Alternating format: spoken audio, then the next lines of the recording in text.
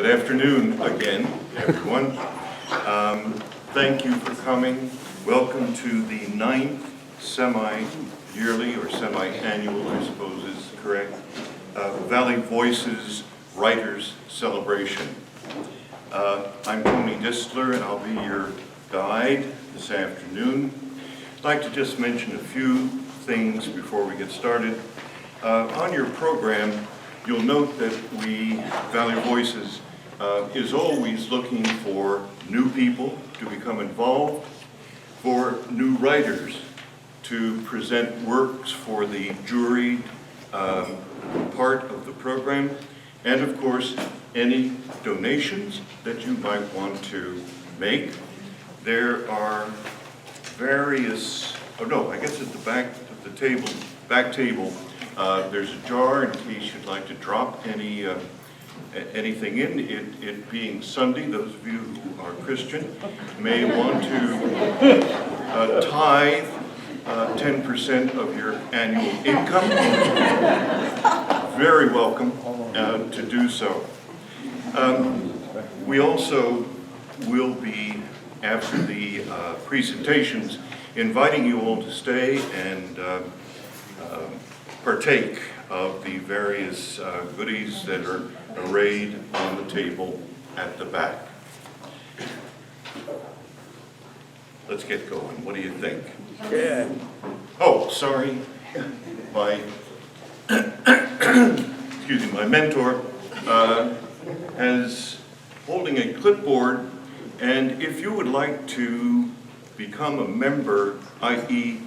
receive all the announcements by email, please sign up with the clipboard, which will be placed where, Jane? I'm going to start it here, and we'll just pass it around the room. Some of you are already on our list, so if you're already on the list, just pass it to the next person. And for any of you who want to receive our notice here, please put your name, your email. Okay, thank you. It's coming around. Here we go. Our first writer is Piper Durrell. She has loved the sounds and depths of words since she was a teenager, and she has found poetry to be the perfect playground in which to explore this passion. Her presentation is called The Baths.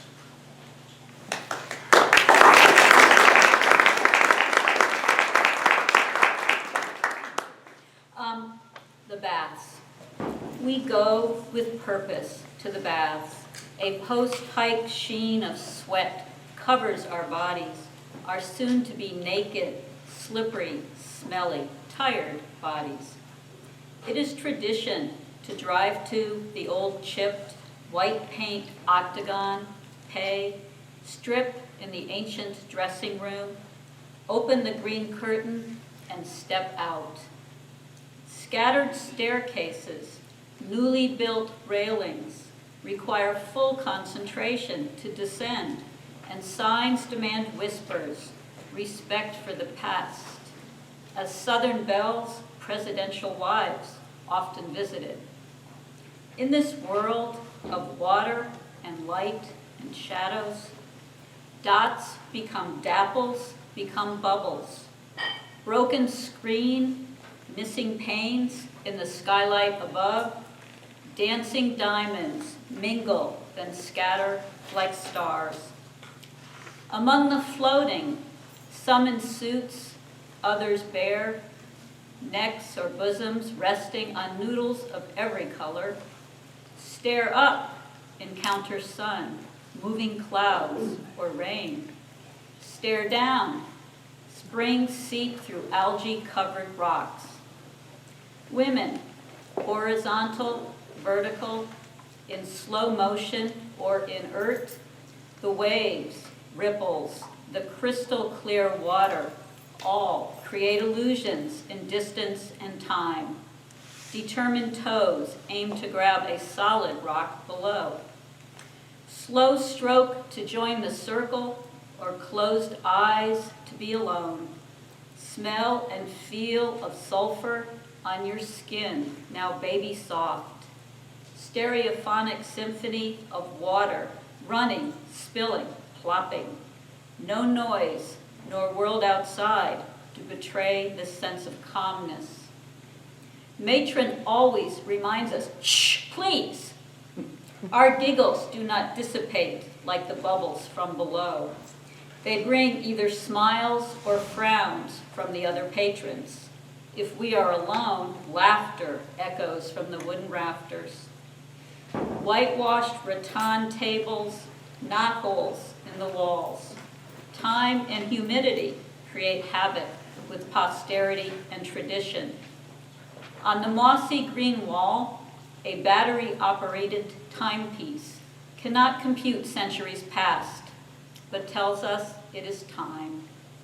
To emerge into daylight from our soak first, blood oaths are made to return soon together. Slowly, methodically, the rites of daily life, clothes, keys, earrings, return to clean, soft, calmed bodies. Is the cure in the warm waters or in freedom to float amongst apparitions of limbs and obligations? Here, even the sun appears as a momentary halo of light to be brushed away by one wayward kick. Thank you.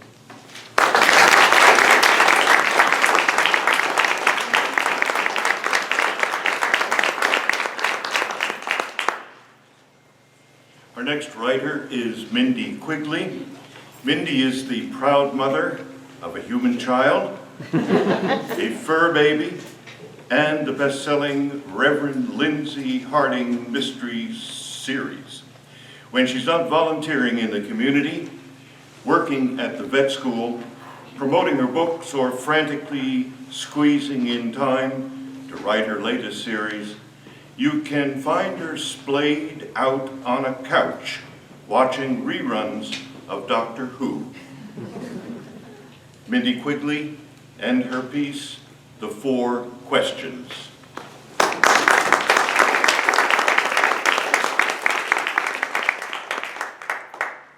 Is anybody getting feedback from the microphone at all? I'm just wondering if we can adjust this. I'll give you the slightest. No. No. No. I'm pretty loud. I'll just Yeah, you yell know. it out. All right. All right, the four questions. The news came on the day of the Passover Seder. "Sorry, darling, but your father won't be joining us," my mother said, planting a kiss on my cheek as I stepped into the hallway. A vodka martini dangled from her hand like a vestigial appendage. "He's chosen to pass the holiday with Karen or Corinna or whatever this one's name is. But on the upside, Tess has made gefilte fish from scratch. Nothing like soggy fish balls to soothe the sting of betrayal, eh?" She arched a wry eyebrow. As if on cue, my little sister Tess flew down the stairs. "Pretty wild, huh? We're taking bets on whether this one will be older than me."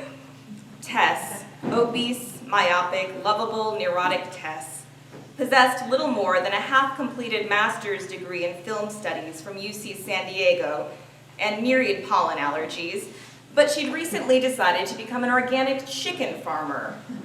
She and her boyfriend, who'd inherited money but not business acumen from his father, had put in an offer on a 70-acre parcel in rural Mississippi, complete with coops for 35,000 laying hens.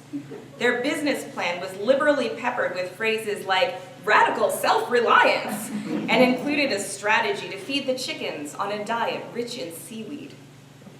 To my knowledge, Tess has never actually touched a live chicken. We indulge her, of course. Families are supportive. That's what families do. Families indulge things. But Tess is the youngest, and there are still no grandchildren. So even if she goes around spouting agricultural pronouncements like a poultry-specific version of the Oracle of Delphi, finding the hidden afikomen and the recitation of the four questions will fall to her. My older sisters, the twins, took the news about my father like cosmopolitan sophisticates. laughingly wondering how long it would be before Dad would announce that we had a new little brother or sister. They took their cues from my mother. For her, the zap of a joke could staunch the blood pouring from any wound, and a quick-witted retort could dispel unpleasantness with the swiftness of a magician's wand. My mother's eyes smiled along with the twins, but her mouth was sewn up into a tight button. I alone, it seemed, was astonished by my father's absence. To me, it seemed like some trick of the light that would be revealed as an optical illusion. Ta-da! Someone would spring from the shadows and shout, "He was here all the time!" Instead, there was an empty chair next to Tess, who was enthusiastically belting Ma Nishtana, the 4 questions, like she was trying to stage a Hebrew rendition of Oklahoma. Ma Nishtana, halela hazeh mikol halelot. What is different this night from all other nights? I got through dinner, even the homemade gefilte fish, but after we got home, my husband found me in a sobbing heap, splayed out next to the tub like an unmolded jello. "Come on, babe," he consoled, bent low, hand on my back. "They've always been miserable.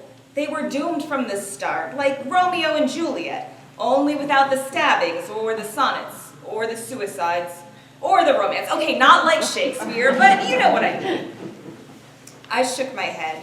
I knew he was trying to cheer me up, but I couldn't even muster a smile.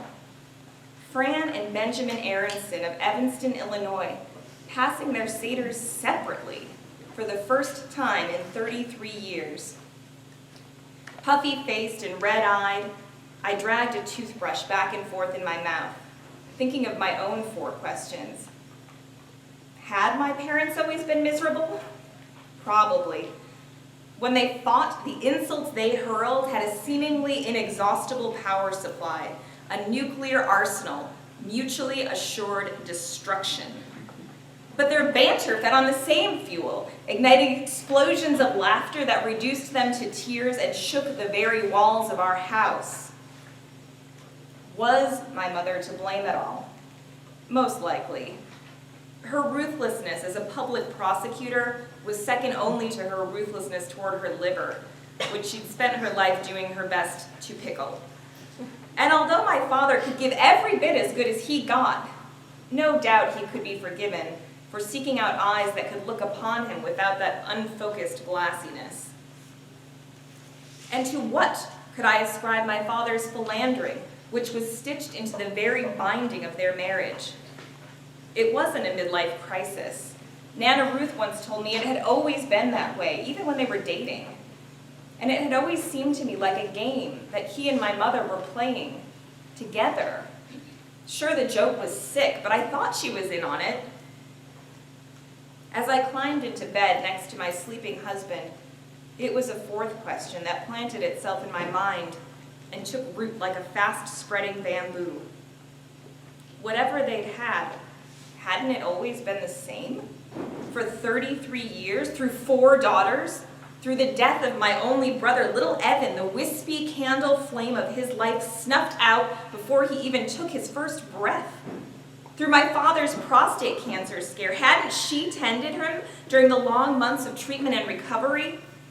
Through my mother's fear of flying, so paralyzing that when my Nana Ruth was dying and my mother had one of her panic attacks at the departure terminal at O'Hare, hadn't he driven her through the night and the day, 26 hours, all the way down to Miami, so that she could be with her mother in the final hours? Hadn't what they had been the same through my wedding the previous summer, when they'd stood next to the chuppah, smiling and holding hands with habitual ease as Jason and I took our vows? What is different this night from all other nights?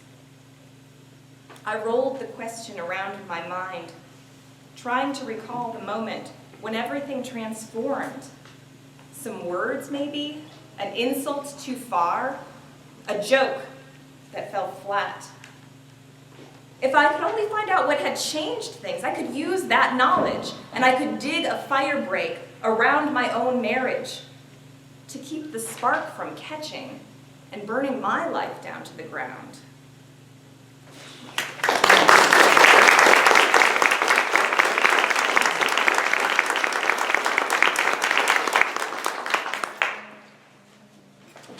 Our next writer is Ryan Wesdock, and he is a most completely normal kind of person.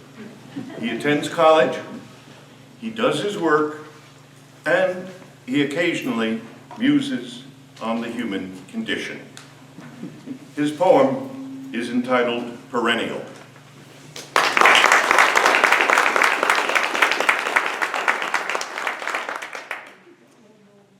Perennial. A man packs his car for a vacation. A solo excursion through perennial woods, diners, motels, and self-help tapes to an uncertain destination. It's 6 o'clock. He closes the trunk gently to not wake his neighbors.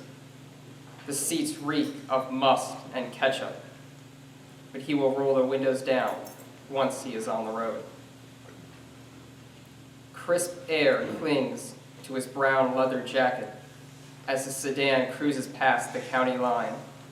A cool 44 and a 45, a take-it-all-in speed. He considers famous paintings by Autumn, bright maroons and electric oranges that shock his heart and resuscitate him after the suffocating summer sweltering. The gravel and leaves shout to him, dirty dancing their way to the passenger side bucket seat, where he has placed a small box with delicate, worn cardboard, nibbled, stained with vodka and mildew, filled with her faded photographs.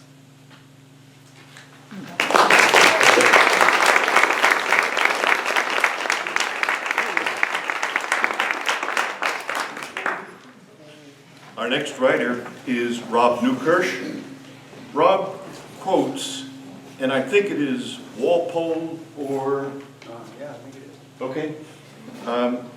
Anyhow, the quote is, "Life is a comedy to those that think, a tragedy to those that feel." And Rob posits that in the middle of those two extremes sits the writer recording it all. He is the grateful husband of Michelle Morris and the proud father of Preston and Cooper. His piece is Shark.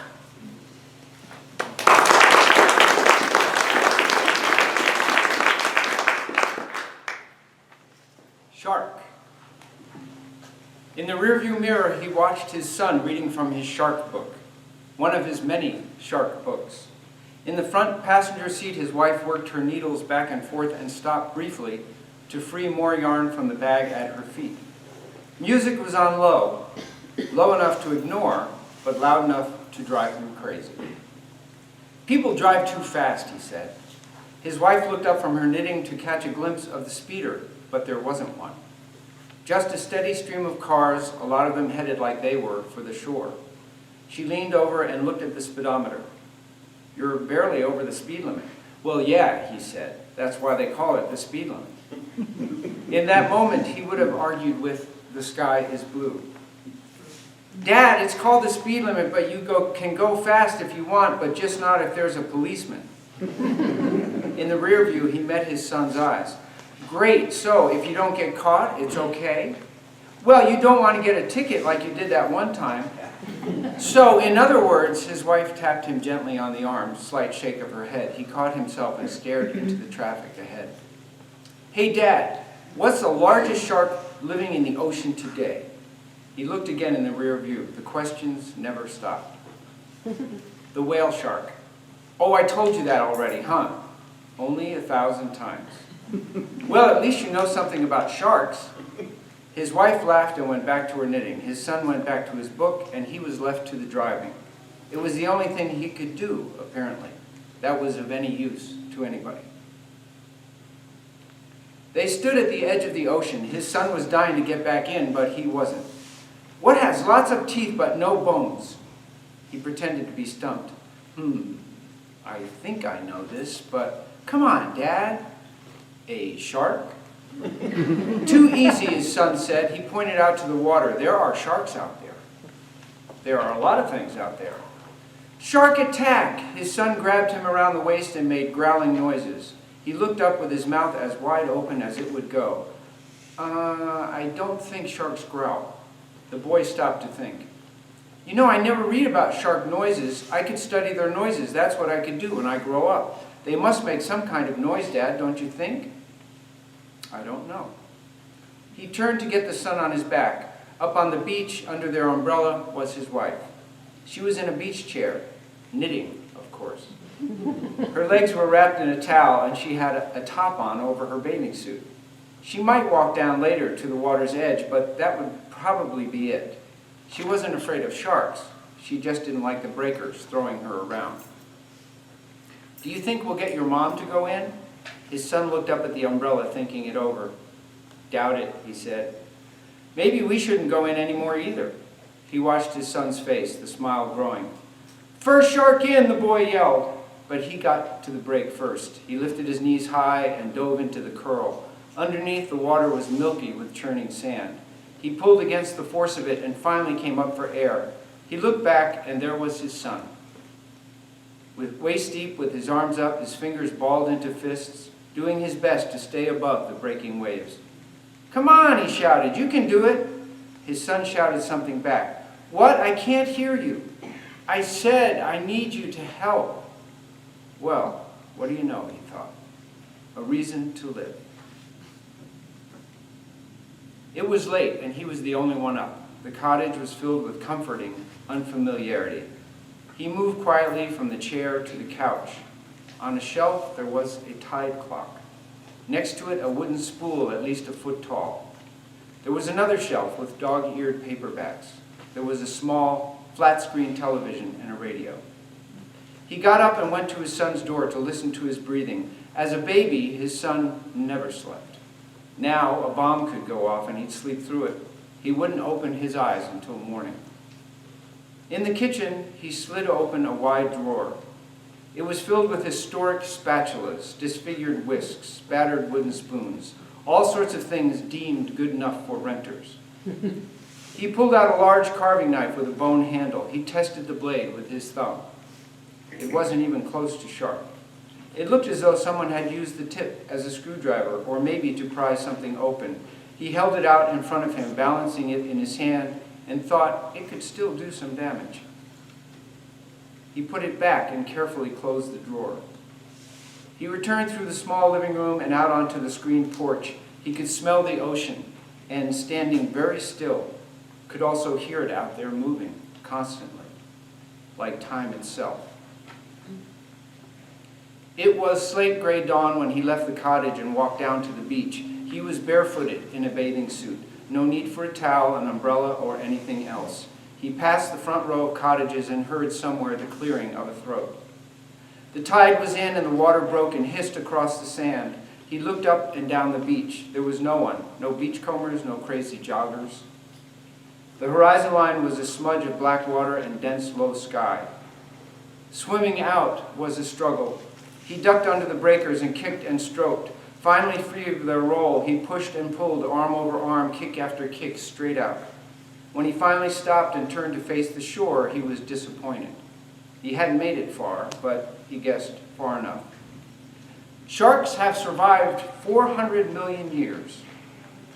That was the shark fact his son had imparted before bedside lamp was turned out the night before the covers pulled up. 400 million years. Why couldn't he make it another day? His first trip under was brief and only 5 or 6 feet down. This early, without the sun, the water was black. His body glowed in it. He went up for a gulp of air and then down again, this time to about 10 feet, maybe 12. He hung in the silence, motionless, then resurfaced for air. In one of the front row cottages, there was a light.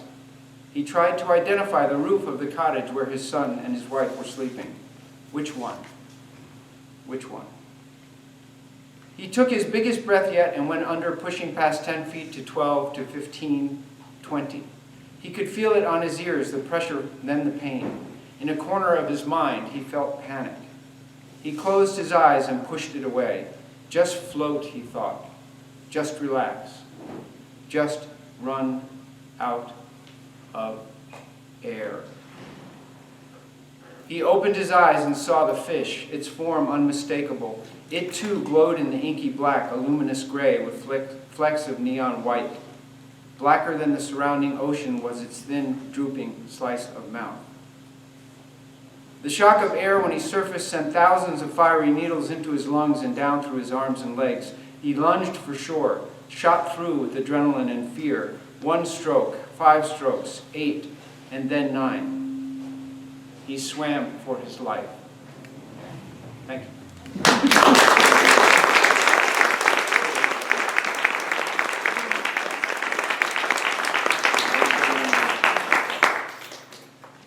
Our next writer is Diana Lee Mazor, and she's someone whose heart is deeply connected with the arts and who would like to continue to develop her style and skill when writing poetry.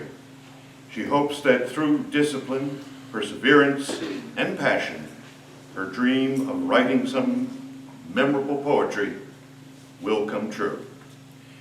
Here is Diana Lee Mazor and her poem, Out of Bound.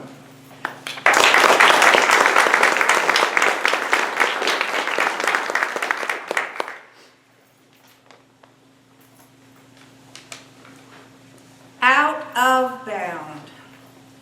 My first wish is to leave my body in the fork of a willow and fly south with the hollow boned. My flock will catch currents that plumb our course from here to there, from ground to air and back again.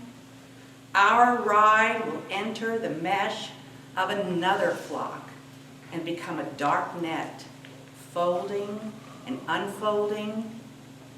We are a shadow, shape-shifting, an outline that never stays.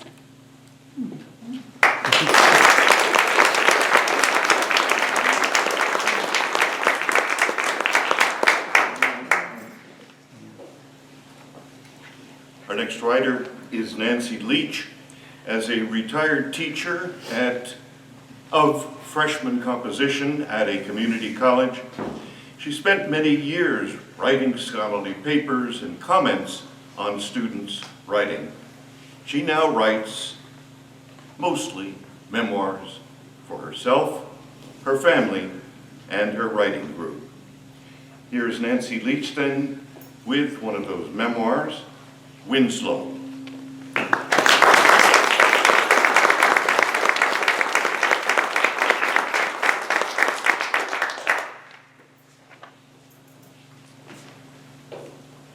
I am Winslow, son of Rosa and Lawrence, sibling of many strong, industrious, moral, smart, productive, opinionated, hard, compassionate, tough, forgiving brothers and sisters. Not I like them. Different I am, and always was from birth. Not smart or focused, feeble-minded they called me, and were not always patient, but scolded, coaxed, lectured, laughed at, overlooked, looked down on, looked around, looked through, never looked at. No conversations for me, even the arguments they were fond of, one-upping, being right, winning, justifying, did not include me. My tongue was too slow, getting lost in the quicksand of the words they skated over, moving slowly, so slowly they could not wait until I finished to answer.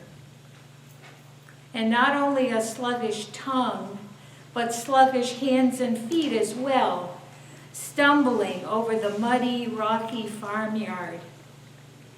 An obstacle course of stones, ruts, puddles, branches, sometimes falling, always tripping, slow, slow, and getting tangled in the vegetables to be bunched for market, dropping radishes, spilling green beans, roughly handling fragile red tomatoes. No asset in the industry of making a living from the soil.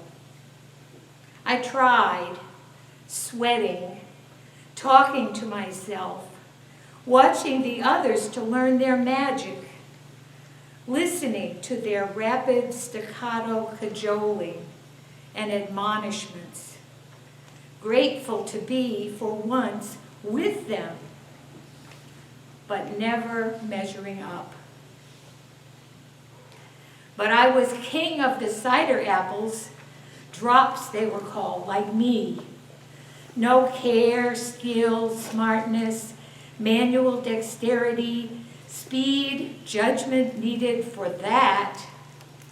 Down among the stubble and weeds under the trees, knees aching and soggy from the damp compost, rotted apple leaves of decades, rabbit pellets, briars, smelly earth and rot, fungus, mold, living deadness, scooping up everything red, an easy color to find among the brownness, no choices to make, everything red scooped into the wooden crate, no care, no gentleness, no dexterity, no mistakes, no rebukes.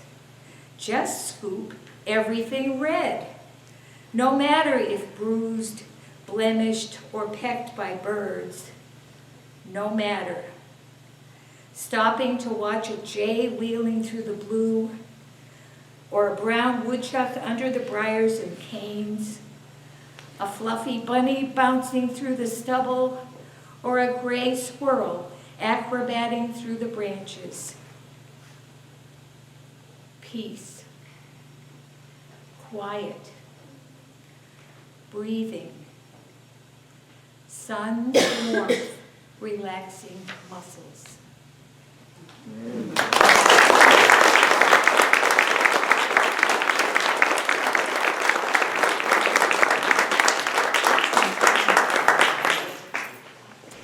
Piper Durrell returns with the second poem, To Hold Beauty in My Hand.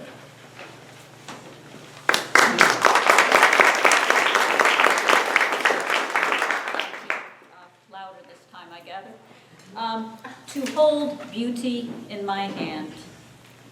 I lean down to pick up a small object, translucent, edged in pale blue, still against the asphalt. Peering closely, then squinting with my old woman eyes, I saw a leaf, a feather, a flower, wilted by the sun, melted by the rain. No, a wing, the wing of an insect. Veins and lines and spots no longer in motion. Inert, delicate, filigree layers, like handmade lace still pinned on a wedding dress. Yet with nature's subtle precision, flawless both in construction and purpose. Label this found object beauty. Name it magic, call it science. Whether a sliver on the ground, a flicker in the air, or a childhood memory. Yet why this slice of color? A hue as vibrant as a robin's egg, as calming as the sky on a perfect day. Is this stripe your calling card, a badge of honor, of age, of clan? Without it, would your soulmate not recognize the Morse code of your garb? Is this tint an enticement so innocent bystanders will hesitate and soon desire the grace of your lost wing? Nothing haphazard in the patterns, dots and dashes, tightrope of veins meant for movement. The symmetrical back and forth stroke of your wings requires its own equation to explain the flow of fore and hind. No sequence of numbers can express the lightness of this wing in my hand, or long ago evenings when you hovered right before my eyes, fairy dust meant to be chased across green grass and rocky outcroppings, but never to be touched, because your destiny is to fly up and down, backwards, forwards, side to side, and linger forever, wherever you choose, so near, in sight, yet out of reach. My own fate is to walk slowly, 2 feet solidly on the ground, eyes alert to whatever may lie before me, to march on, no matter the obstructions, temptations in my path. But I had paused when my gaze fell upon you, because there you were for the taking, and I wanted you. A solitary wing soon lay in my upturned palm, but an imprint from the mere pressure of my fingers could not bind you to me, and so my claims of possession were fleeting. Then a breeze, a raindrop, a trembling of my hand, or just maybe the need of you to fly free of me, I still know not which to credit. Beauty was gone, my hand was empty, and I journeyed on. Thank you.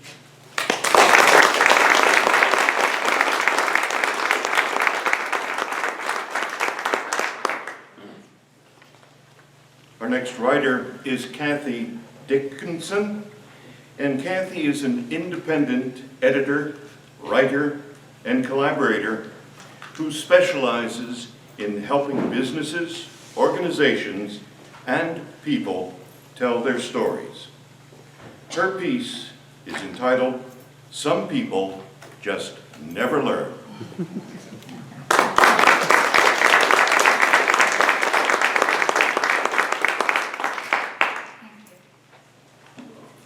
Some people just never learn. I've always been one to mind my own business. My favorite teacher, Mrs. Hasty, used to say to us in first grade, "Don't stick your nose in places where it doesn't belong." I took her words to heart. Mary Grace Bernard, on the other hand, always found it impossible to follow that simple rule. Even in first grade, she had this problem.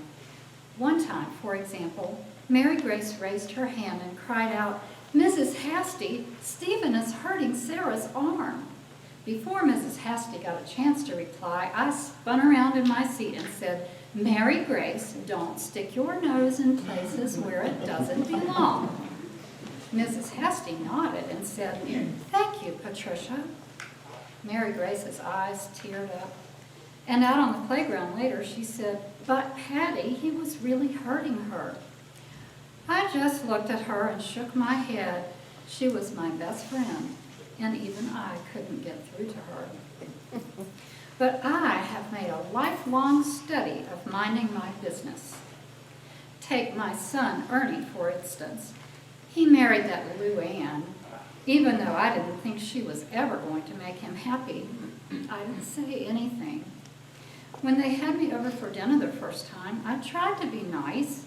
I told her next time she got ready to make a pot roast, I would be glad to come show her how to cook it so it wasn't so dry and stringy. She never asked me to do it. In fact, she didn't invite me to dinner again for 2 years, which hurt me, I'll admit.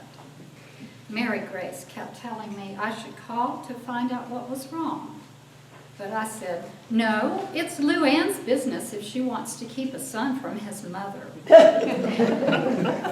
I reminded Mary Grace that she couldn't possibly understand since she and Jim Tom had never had children of their own. Every now and then, Luann invites me to come to one of the children's birthday parties or something like that. But I haven't heard from either Luann or Ernie since I suggested sending their girl to that weight loss camp. And I even offered to pay for part of it. Can you imagine? But if they want to let their little girl grow up fat and not knowing her grandmother either, that's their choice. Mary Grace, though, she never learned. I'll always remember what she did when Jim Tom's niece Andrea got pregnant, and that no good she was so attached to wouldn't marry her. Well, anybody knows, in a case like that, the less attention given to the girl, the better. Otherwise, it's even more embarrassing. Anybody knows this, of course, except Mary Grace. Andrea's parents wanted to send her away. I tried to tell Mary Grace to stay out of it. I begged her not to bring that girl into her home the way she did. But she wouldn't listen, and then she ended up practically raising the little boy, Tommy, while Andrea went to nursing school, which I suspect Mary Grace paid for. And then Andrea married that new doctor in town, that new young doctor, and they had 2 more children, and all of them were closer to Mary Grace than they were to Andrea's own parents. Now, I ask you, is that right? It all comes from interfering in things you have no business interfering in. Then, there's all that time Mary Grace spent taking care of the migrants. Now, don't get me wrong. I do my share of charity work. I have attended every single fundraising spaghetti dinner the rescue squad has held in the past 22 years. I usually end up staying after and cleaning up too, even though no one in my family has been part of the rescue squad since my Leroy died. I give to the lighting and Christmas offering, and on several occasions I have been responsible for collecting used clothing for sending to overseas missions. Once a month, I go and take my turn reading to some of the old folks at the nursing home. So nobody can say I don't have feelings for others. But Mary Grace just took things too far. All the nonsense with the Mexicans started when she heard about this family that was up here to work the harvest for Jack Crawford. It happened that the husband was killed in an accident in Jack's old pickup truck. The mother tried to keep working, but the kids, they got the flu, and it turned out that Jack had to let them go. They didn't know anybody, and they didn't have any money to get back to Mexico where their family was, and the shelter could only keep them for 2 weeks. Mary Grace found out about it somehow, and she went over to the shelter and offered to let that woman and her kids move into her house in exchange for a little cooking and housekeeping. And that was only the beginning. She was always going to some migrant's place, taking food and clothes and sometimes medicine. Once, when one of the men got put in jail for fighting, his cousin came to see Mary Grace, and she actually paid his bail. Mary Grace came to me several times and asked me to donate food for a family that was in a bad way. Of course, I always gave her a couple of cans of something, but I would have to say, Mary Grace, when are you going to learn to let other people take care of their own problems? I just couldn't stand seeing those people take advantage of her the way they did. Then Mary Grace came down with cancer. She refused to have treatment. She said they couldn't save her anyway, and she wanted to spend her last days with her friends. She didn't even let anyone know about it until she was too sick to stay out of bed. Of course, as soon as I heard, I went right over to see her. I just couldn't believe my eyes when I got there. The place was full of Mexicans. Several women were in the kitchen cooking. One was polishing silverware at the dining room table. An old man was just sitting in a corner crying. In the bedroom, I found Mary Grace propped up on pillows, looking so weak. Tommy and Andrea were sitting at the foot of her bed on each side. 3 little Mexican children were on the floor pushing toy cars around. I went over to Mary Grace, sat down on the edge of the bed, put my arms around her, and just held her. Finally, I felt her arms around me. They felt so weak, but she patted me on the back. When I could stop crying for a minute, I whispered in her ear, "Honey, don't you want me to send all these strangers away so I can do something for you?" I will never forget what she said to me as long as I live. She took hold of my shoulders and looked in my face and smiled. "Patty," she said, "don't put your nose in places where it doesn't belong." Just like that. And then she closed her eyes and relaxed against the pillows. I didn't know what to do. I was so flustered, so I stood up and left. But I don't hold it against her. I know that she was probably just out of her head. I'll always remember her as a good friend and a sweet lady who just never learned.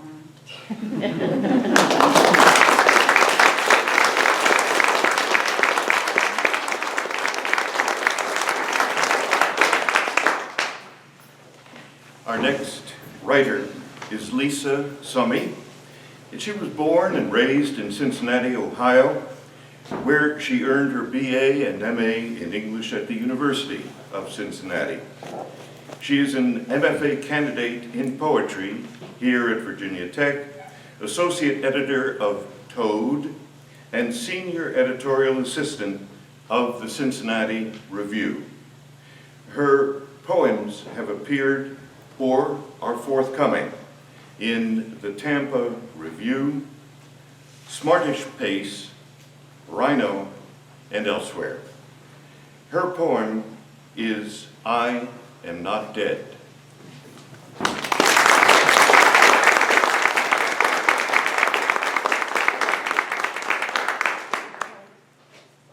I am not dead.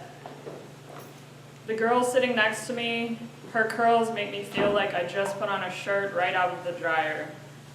What she likes about me is that I have 3 of the same pairs of shoes, but in different colors, that I know what I like, meaning she wants to have me over for dinner. Here come my red cheeks, here come my ironed collars and cookbooks. I am sitting here watching my chest rise and fall. I have so much in common with everyone. I believe we are all operating out of love, but sometimes our dogs run away and we don't know how to fill the void, don't understand our own emptiness. Once I kicked over a 10-story beer can pyramid just to build it back up again. Something about the rush of the clinking felt clean. Once I floored the gas pedal to 120 on I-64 just to see what it would feel like. As I sped past the trees and the cows and the Queen Anne's lace, I imagined they'd fight over who would catch me, hold me in their arms if I were to wreck. Thank you.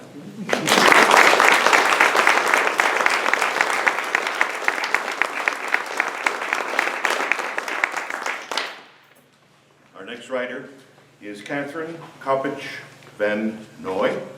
Catherine started writing as a kindergartner at E.J. Blott Elementary School and has never looked back. She is currently marketing 2 books, Doilies and Capusta,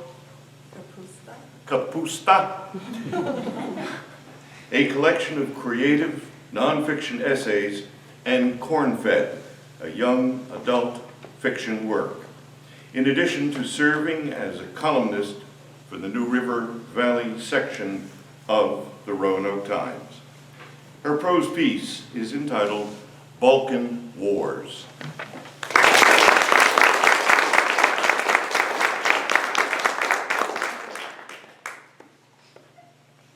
Balkan Wars. One of the most obvious segregations of the Copich family from the Liberty Township community was our choice of swimming venues. At some point before I graduated from the Guppy class, we parted company with the Logan Swim and Tennis Club. Logan was the pool where Liberty residents with healthy disposable incomes gathered from Memorial Day weekend through Labor Day. The club featured a glorious pool with a shallow end for beginners, or guppies, a 25-yard length for laps and swim team workouts, and a diving area with 2 low dives and a high dive. I spent most of my youth hungering for Logan membership. For a long time, it was difficult to tell if we didn't belong for financial reasons or if we just didn't belong. Almost all of my friends were members there, and I occasionally lucked into a guest invitation. But often, these times were less fun than imagined, and always they cemented my feelings of isolation. An unsettling wave of anxiety crested above my head, even as I hung up the phone after accepting the invitation. I seemed to be drawn into a temporary state of insanity each time a friend called to suggest a Logan swim date. Or my Logan-based desires so clouded my senses that I fell for the ploy, again and again. Preparations for the day would go from nerve-wracking to a peculiar shade of ugly. I never had a suit that seemed to fit Logan's standards and was often overwrought with sudden, necessary modifications. That blue and white gingham bikini with the eyelet trim would seem homely and quaint next to the sleek Speedos of my friends, most of them swim team marvels. My frantic efforts at streamlining more often led to disaster, yanking away trim to discover too late that I had torn a large hole where coverage was needed. This led me to the back of my closet floor where I knew suits from several seasons past could be found, stuffed in a corner. I would pull one out to find wrinkled, faded fabric, snagged and threadbare in some spots. But the relic would have to do at that point because Mrs. Feldman was honking her car in the drive, even as I ran to the bathroom cupboard to fetch a towel. Another failing point. Beach towels of the bright, whimsical variety were foreign to our family. We had only the smallest, palest of bath towels, most probably bought when my parents first wed. So by the time I was of proper Logan debut age, they were, like my backup suit, tattered and worn. A few more honks would persist as I struggled to pull on my sneakers over sweaty bare feet, for purchase of specialized footwear, like flip-flops, was beyond Copich consideration. And so I would emerge from the house with shoes half on, beater towel, and worn suit stuffed under my arms in a quasi-panic that probably helped propel me on the way. The drive from my house was less than 2 miles, so I had little time to recover from the preparatory maelstrom before I had to brace for the next shop of the day, the locker room. Even emerging from the vehicle created challenges. The hot, sticky vinyl of the back seat resisting my exit. I had to scoot and wiggle until I could finally swing my feet forward and out. My hostess would issue an exasperated sigh, but then turn to stride confidently up to the registration desk, exchange pleasantries and inside information with a pool desk attendant as I signed my name on the guest list. This was also a daunting task, with arms trying to hide the ratty condition of a faded, non-beach towel. A magic buzzer granted access to the ladies' locker room, which seemed a maze of hard surfaces. Benches bolted to the concrete floors banked by metal lockers.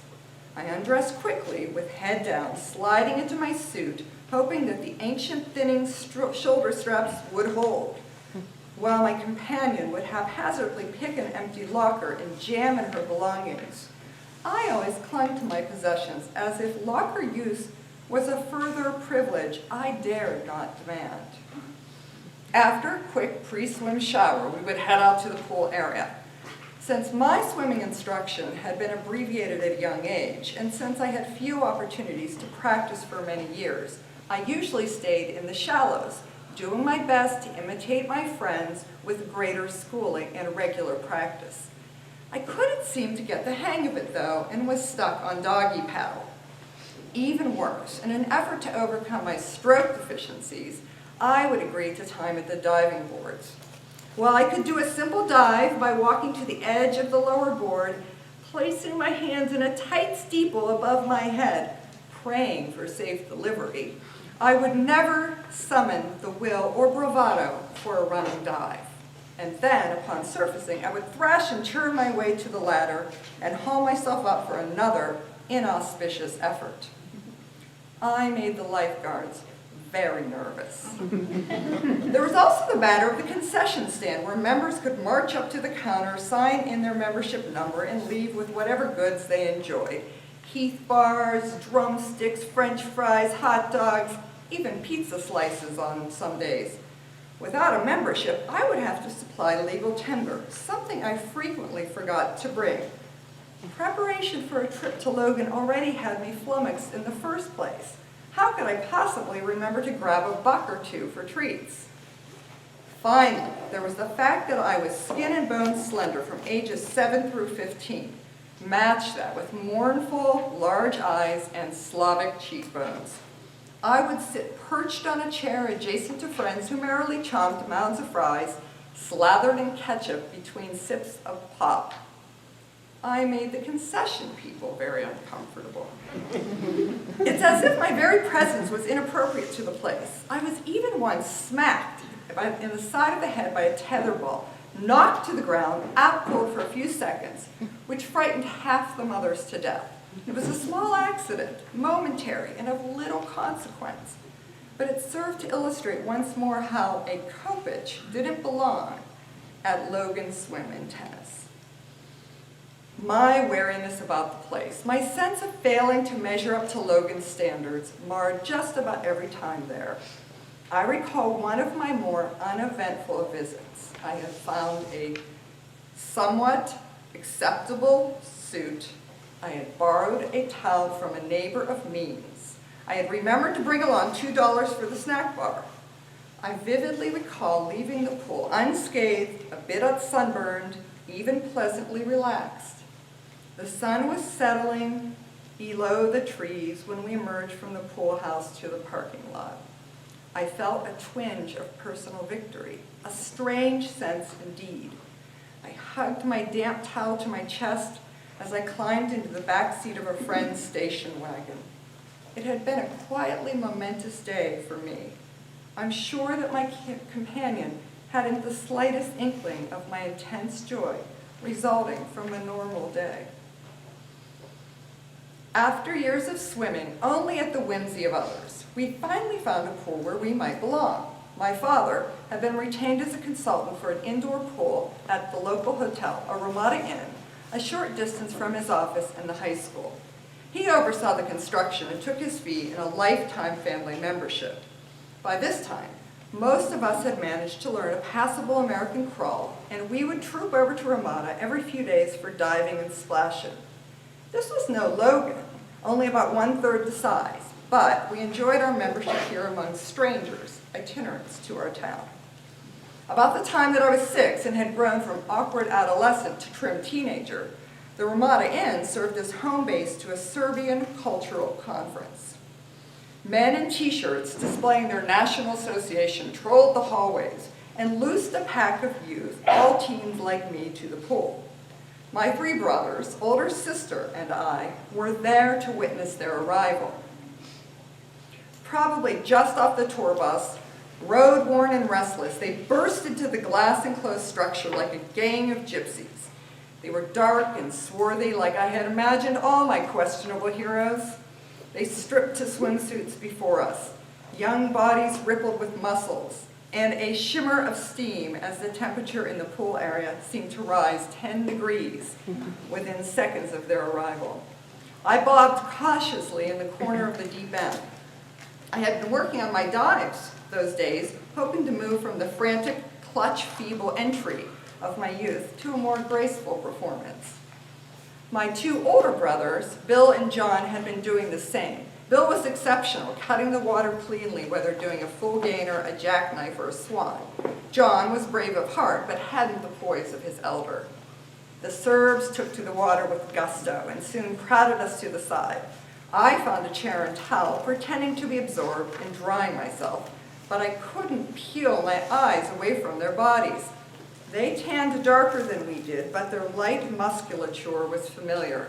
I saw my brothers times 8 among my actual brothers. The sight was dizzying. Helen and I spread our towels in the yard outside the pool and lay there in the sun. From my vantage point, I could watch the Serbs climb on deck and pad over to the diving board. They did swans, flips, twists, jackknives. Bill hung tough, matching most